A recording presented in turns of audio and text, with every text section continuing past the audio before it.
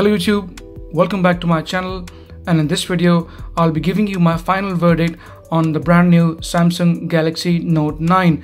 Now before I start this guys, a big thumbs up to Alan, my mate, who was able to lend me the phone for a couple of weeks, and the phone will be going back to him today. So I thought before it goes, let's do a full final review, which I don't normally often do on my channel guys, because no one full review is a full review in my opinion. The reason I say that is because once the OTA updates hit the phone, a major update like for instance the Pi on the Note 9, it might change the phone completely. That's why I don't believe in any review as a full review. However, because lots of you insisted, so I thought, okay, let's do a full review and give you my final verdict of what I experienced with the Note 9 in the last week or so. Okay, first of all, let's quickly go through the phone and the specs. The phone has got 6.4 inches Quad HD Super AMOLED screen, very punchy, very clear, very precise, and I love it. And the good thing is that the pink hue, which I've often mentioned in my previous Galaxy phones, including the S8 and the S9, that is now finally gone. So they have worked on their display, so I'm very happy to report you would not see the pink hue on now a latest flagship Galaxy Super AMOLED screen. Okay, so let's have a quick look around the phone. First of all, then at the bottom you can see they got this S Pen, which I'll be discussing later in the video. Also, we got a bottom firing speaker and an earpiece acting as the second speaker, giving you that Dolby Atmos certified surround sound, which I will also give you a sample of later in the video. Okay, so the 3.5mm headphone jack is still around, so nice one. Type-C USB. Onto your left, the Bixby button, which I absolutely hate, and the amount of times I've touched this button whilst I'm using the phone, I've lost the count. It's very annoying. I just hope that Samsung gives up on Bixby, because you've got Google now already in the market established, also Apple Siri. I don't think we have a place for a third voice assistant in the market, so the quicker they get rid of it, the better it would be, in my opinion at least. So this is the volume rocker next up there, and also right on top you got the SIM tray along with the micro SD card expansion. Now the Samsung Galaxy Note 8 comes with 128 gig minimum. There's no 32 gig, there's no 64 gig guys. The minimum you can purchase the Note 8 is 128 gig internal storage, and that's enough for most people. However, you can put SD card in, and I think the phone can take up to maximum of 512 gigs, so you can have plenty of storage. And I'm pretty sure that most people with 128 without even the SD card will be more than happy, because I'm yet to fill my phone. I've only filled up I think maybe 40 or 50%, and most of the stuff is down to videos and films. Okay, also on the right hand side here up top you got the noise cancellation mic. Okay, on the right hand side you got here the power button, as you guys can see in the video. So that's the power button here, and around the back you got dual 12 megapixel cameras. One is the regular sensor, the wide sensor, and the other one is the telephoto sensor, which has 2x optical zoom. You got the heartbeat rate sensor, and you also got the LED flash, dual LED flash here as well. The one thing I'm really happy about is the actual fingerprint sensor. Now if you guys remember, and those of you who have the Note 8, this fingerprint on the right hand side of the camera was very annoying. Of all the time I've used this Note 8 for nearly a year guys, on and off, I've never been able to get comfortable with this fingerprint sensor. So I'm glad that Note 9 has got the fingerprint reader right under the camera. Very conventional and easy place to be. So I can easily use this with one hand. There we go, and it opens up without any fuss. I can do it again and again, knowing that it is much more easier to reach as opposed to what we had on the Note 8, like I said. But still, it is not the quickest. It takes its time. I've seen Xiaomi phones, I've seen OnePlus 6 and a couple other phones. I think their fingerprint sensors are slightly more quicker. To a common user, you won't even feel the difference, but it is not the quickest sensor on the market. It takes its time, and the phone, because it's a bit bigger, so if you've got smaller hands, you will probably struggle with getting your index finger all the way up. Okay, so now that the specs are aside guys, let's also talk about the overall form factor, the build quality, and how the Note 9 has been in my hands in the last week or so. Now the first thing which is really annoying, and this is probably the only thing which annoys me on the Note 9, is the sheer screen size and also the weight on the phone. This is a very heavy phone. When I had the Samsung Galaxy Note 8 last year, I was already annoyed thinking that this is a very heavy phone. Now those of you who watched my unboxing, you must have seen the weight comparison between the Note 8 and the Note 9. And if I was feeling Note 8 as being heavier, good luck with Note 9. If you're having a Note 8 and you think this is a heavy phone, I would not recommend or suggest you going for the Note 9 if size and weight is an issue.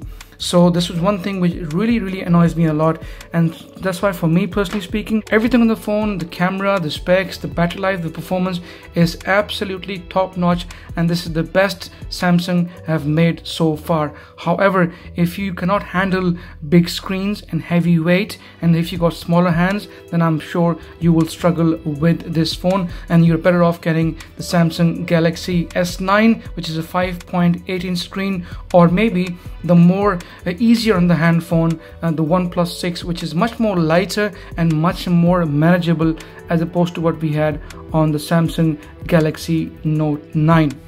Okay, so this review is about Note 9, so let's not talk about other phones and let's talk about the Note 9. Apart from weight and screen size, this is a top-end phone, and whatever you're going to hear from me now probably be 10 out of 10 as far as I'm concerned. Okay, so let's now talk a little bit about the screen and also the pink hue which I spoke to you about. Now if you remember from my previous videos guys, I did mention this on the S8 and on the S9 that there was at times a bit of pink hue on the screen. I'm very glad to report that this time around we don't have anything like that on the Samsung Galaxy Note 9. Screen is fantastic, top notch, especially when you were against a white background. You could see the pink hue, but if I bring the phone close to the camera, you'll see there's no pink hue on the phone whatsoever, and I'm really happy about it, which is fantastic. So no more of those issues as such. Now when it comes to pure performance of the phone, like I said to you earlier in the video, the phone is rocking the newly homegrown Samsung chipset Exynos 9810 Octa. Fantastic chipset along with 6 gigs of RAM. Now Samsung experience or TouchWiz, whatever you call it, runs very nicely with 6 gigs of RAM. Something I also noticed on the Samsung Galaxy Note 8. Ever since we had 6 gigs of RAM on the phones seem to be performing a lot better. And to be honest, on the Galaxy S9, even though I personally like the phone and the size and the form factor, but this phone occasionally every now and then would lag, giving me that hint that it might need an extra gig or 2 RAM to perform optimally. That's why lots of people this year went for the Samsung Galaxy S9 Plus and not for the S9, but I like the size, that's why I went for that. Okay, so like I said, in terms of performance, no issues whatsoever. RAM management is also very excellent. So let's have a quick look at the RAM usage of the 2 weeks I've had the phone for. So developer option, which you can enable by tapping on the build number a few times, and then going here on where is that running services. There we go. As you can see, the RAM status at the moment, after using it for nearly 2 weeks, the system is using 1 gigs of RAM in total, which is very nice. Like I said, the Samsung experience has improved dramatically in the last year or so. Before that, Samsung phones used to be really laggy. Apps are using at the moment 1.7 gigs of RAM. This is due to increase. If you're going to be using the phone more and more in the weeks and months to come, this will probably increase. But the good thing is, because of 6 gigs of RAM, we have 3.2 gigs of free RAM, which is very nice, because that gives the phone a bit of space to breathe, so it can do multitasking and lag less and less. So very nice indeed. Also during the performance, I also noticed that the phone does not heat up at all. I didn't have much time to spend the phone guys, and I do apologize about that, and I wasn't able to do a gaming performance video, but I was testing the phone last couple of days, playing several games, and I realized the phone doesn't heat up at all. Those of you who follow me on my social media, Instagram, Twitter, I did put up some pictures where I showed you with my heat gun exactly how much the temperature was whilst I was gaming. I gamed for over half an hour on different occasions in the last few days, and the phone did not heat up at all. So the liquid cooling technology inside the Note 9 is very effective, and the Exynos 9810, or in the States Snapdragon 845, will remain very cool. So I'm very happy about that. Also, talking about the call quality, I did use it for various apps including WhatsApp, Google Duo, and also made phone calls, and I've had no issues guys whatsoever. It's fast, it's quick, the call quality is very clear, no problems whatsoever as such, and I've had no issues from the callers listening to me or whilst I was listening to them making phone calls. So call quality wise, no issues whatsoever. Okay, next up is the battery life on the Samsung Galaxy Note 9. Now this is one area where the Samsung Galaxy Note 8, I wouldn't say struggled, but it wasn't ideal. For a big phone, you always want a big battery. On the Note 8, they had a 3300 milliamp battery with a 6.3 inches screen size, whereas on the Note 9, finally after the Note 7 saga, the battery explosions and all that, finally Samsung have been working on the battery and they've given us a very big chunky battery for the Note 9. It's a 4000 milliampere big massive unit, and that's what a 6.3 or a 6.4 inch quad HD screen and an Exynos octa-core chipset deserves. If you don't have a big battery on a big phone, then you will struggle. But like I said, on the Note 8, it wasn't that much of a struggle. It was still giving me around 5 to 5.5 hours of screen on time, whereas on the Note 9 I'm getting more and more screen on time. I did discuss the battery in depth, guys. I'll leave the link down below to my battery life video. Please do check it out. That was very in-depth. Yeah, I just did it yesterday on my YouTube channel, so please do check it out. But on average, I've been getting around 5.5 to 6 to 7, even over 7 hours of screen on time. As you can see in one of my screenshots, I got over almost 7.5 hours of screen on time. So overall, it hasn't been too bad. But like I said, for my in-depth review on the battery, guys, please go and click on that link below and you can check my battery life video. But all in all, in general, I'm very happy with the battery on the Samsung Galaxy Note 9, and I hope Samsung can keep carrying on this in the future Galaxy flagships, including the S10, S10 Plus, Galaxy X foldable, whichever is coming up. I hope they keep us giving big batteries. I'm sick and tired of seeing 3000 milliamp batteries on S8 and S9. It's about time they give us something a bit more bigger, maybe a 3200 or a 3300 on an S10, so at least those guys who don't want bigger phones can still have and enjoy a reasonably good all-day battery life. Next up is cameras. So Samsung Galaxy Note 9 has got a similar setup as we had on the Galaxy S9, so I'm not going to talk about much about the cameras, guys. It's very quickly, it's got two 12 megapixel sensors at the back. One is a telephoto lens, other one is a regular wide lens. The regular lens has a variable aperture from f1.5 to f2.4, so it varies according to the scene and the light, and it will take the picture accordingly. The telephoto lens has an f2.4 aperture and save 12 megapixel as the main wide lens, but this one has got 2x optical zoom. I have put various photos and also videos, guys, on my Instagram. Please do check it out. I've been taking photos quite regularly, but the camera on the Note 9 is absolutely brilliant. It's a top-end camera, so we don't need to discuss it too much. Also, I have shot video samples from the phone 1080p at 60 fps and also a 4K 30 and 60 fps. All the links are down below, guys. Please do check them out, and I'm sure you'll find them very interesting and be able to make your mind up if this is the phone which you really want. Also, the front camera is an 8 megapixel sensor. It has got an f1.7 aperture and it takes some really nice good selfies. And like I said, once again, please go and check my Instagram and you'll see plenty of photos on my social media. So camera wise, I'm very happy with the Note 9. No issues. If you want a good camera phone, this is definitely the one to go for, especially with a big screen and a big massive battery. Okay, so next up, S Pen. Now S Pen is an area where I've mostly myself struggled. I don't see a justification of an S Pen on a Note so device. Me personally speaking, I'm not a business user, guys. I'm a personal and domestic user, and it's very rare that I take my S Pen out. In the last week or so, I've only taken my S Pen out once, guys. So if you're the S Pen person, yes, it will give you plenty of benefits. But if you're thinking of getting the Note 9 that you'll be using the S Pen all the time, most likely most of you watching would not be using the S Pen as much, because it's simply not meant for the normal average consumer. It's meant for the business consumer. So let's take the S Pen out. This pen is a bit more special as opposed to what we had on the Note 8. It's a bit of a struggle. You have to actually have a bigger nail to get it out. So there we go.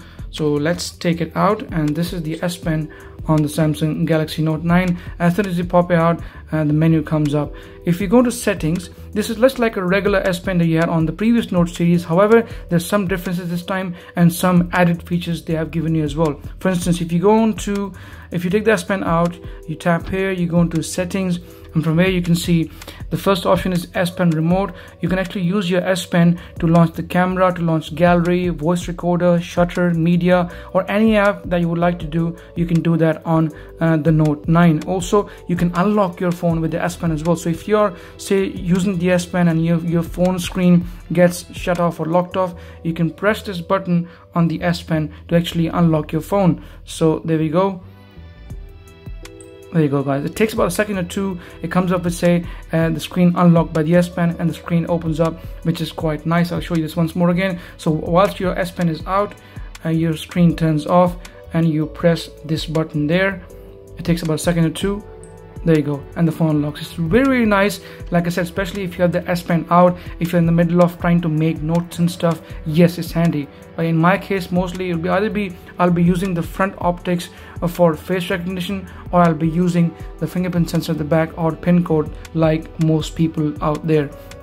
Okay, let's get into back to settings again. So you can unlock, like I said, with your S Pen. Also, you can write screen off memos, same as we had on the Samsung Galaxy Note 8. So if you take the S Pen out like that, there we go. So without getting into the phone, the screen memo comes up and you can type anything. So hello, how are you? My writing is really, really bad, guys. It takes a bit of time to get used to the actual S Pen, because it's not like a regular pen or a pencil. It's a bit shorter in length, so it's not as conventional, but still for a phone this is not too bad. So you can save this in notes and you can keep writing further should you wish to. So now sometimes it doesn't actually unlock. So see, if I press the button now, it's not unlocking, so I'll have to probably switch it off again. There we go, and then try it and it should open up. It doesn't. Yeah, I think the functionality is pretty limited, so you have to be actually inside the phone and then switch it off and then turn the button on, then it comes on. Yeah, so if you're something I've just learned now, to be honest, if you're using the S Pen on the standby screen mode and try to turn the screen on by using this, it would not turn on. You'll have to go into the phone and then switch it off and come back on. So that basically, in my opinion, defeats the purpose. The logic behind obviously is that whilst you're using the S Pen on the phone and working on the screen, and then the screen switches off, of course, then you can turn it on and it will come back on. But if you're on standby screen trying to make notes and then try to unlock the phone, it will not unlock the phone. Okay, back into settings again. So like I said, all these options here, guys: floating icon, when the S Pen is removed, what do you want to do? Open air command, create note, do nothing, power saver, alarms, vibration sound. There's plenty. You can also take photos with the camera.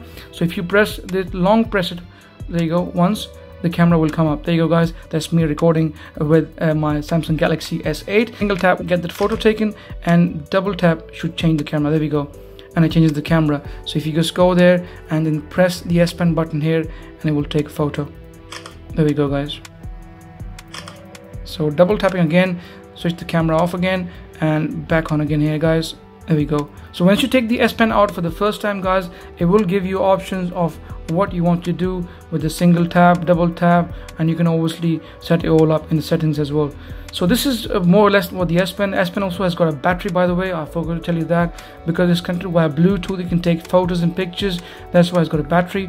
And it says here, there you go, it's got 100% battery at the moment. So if the battery starts to go down and you keep taking photos, keep using the pen without putting it back in to charge the S Pen, the battery will start to deplete on the S Pen. So keep that in mind as well. That's pretty much it on the S Pen. Like I said, it's meant for the business user. Occasionally you will take photos. Yes, it'll be very handy for taking photos and stuff, but how often do you take family photos?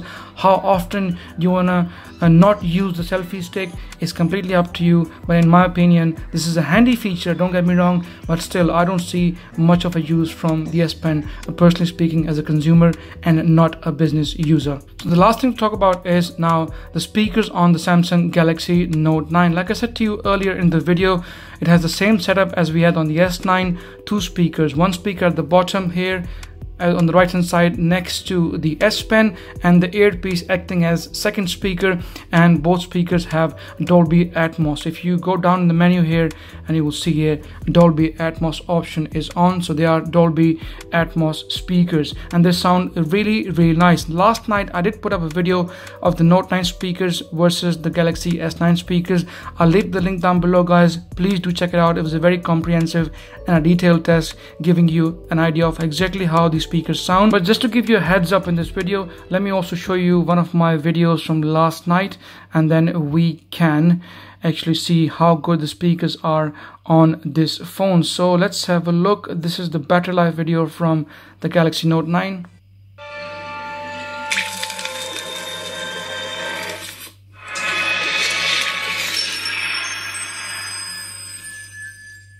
Hello YouTube, welcome back to my channel, and in this video I'll be discussing the battery life on my brand new Samsung Galaxy Note 9. I've had the phone for just over a week. This is not my phone, guys, it belongs to my friend Ellen, like I said in my unboxing video. So this phone will be leaving me very soon, by the end of this week. I'll try to do as many videos as I possibly can. If you got any requests, please leave them in the comment section, and I'll see if I can do that video before I finally give the phone back to my friend. So as you can see, it's got a couple of cameras at the back. The fingerprint sensor has also been replaced. I'm very thankful to Samsung for putting it in a very conventional and nice place, so it's not looking too bad. So once I touch my finger, the phone opens up straight away without any issues. However, in this video, like I said, we'll be specific. There you guys, you can see when you turn the Dolby Atmos off, the pitch and the overall quality goes down a bit, and it becomes a bit more heavier. Once you turn it on, it amplifies the sound. Everything sounds more crispy and more treble and more bass and everything else. That's why I normally leave Dolby Atmos on whenever I'm watching stuff on YouTube videos or whatever that is. But like I said, I'll leave the links down below. Please do check it out, the detailed verdict of my Note 9 speaker test against the S9, and whichever phone you go for, S9 or the Note 9, both have excellent set of speakers. So well done Samsung for giving us some very nice script sounding beautiful speakers. Okay, so time for the final conclusion of what do I think. Should I recommend this phone or should I not recommend this phone? It's a tricky question, guys. In terms of performance, battery life, the overall performance, the cameras, everything is top notch. Screen quality is top notch. The build quality is absolutely brilliant. There's no question whatsoever. This is a top end phone, an expensive phone as well. It will cost you nearly £1,000 for this version, and if you go for an even more higher, bigger space version, the 256 gigs of version, it'll cost you even more. However, in my personal opinion, and please do differ, and you can leave comments down below discussing whatever I have to say. You can agree, you can disagree, guys, but in my personal opinion, Samsung Galaxy Note 9 is a top end, very powerful phone with outstanding battery life, outstanding cameras, brilliant build quality, excellent screen. But as long as you can bear with a big massive 6.4 inch screen, and also the weight of the phone, it's a very heavy phone. It's a lot more heavier, like I said earlier, than the Samsung Galaxy Note 8. If you think Note 8 is heavier and you're looking for Note 9 to be a bit more lighter and easier in the hand, no, that is not the case. Note 9 is much more heavier, much more difficult to hold as opposed to the Samsung Galaxy Note 8. If you have a Note 8, stick to it. And I hope that Note 11 or the new Note, and Samsung will probably shed some weight wherever they can and make it a bit more lighter. It has to be under 200 grams. Otherwise, anything above 200 grams is difficult to manage in day-to-day life, especially when most people will most likely put a case on this phone, because a glass phone is fragile. If you drop it, it will most certainly crack.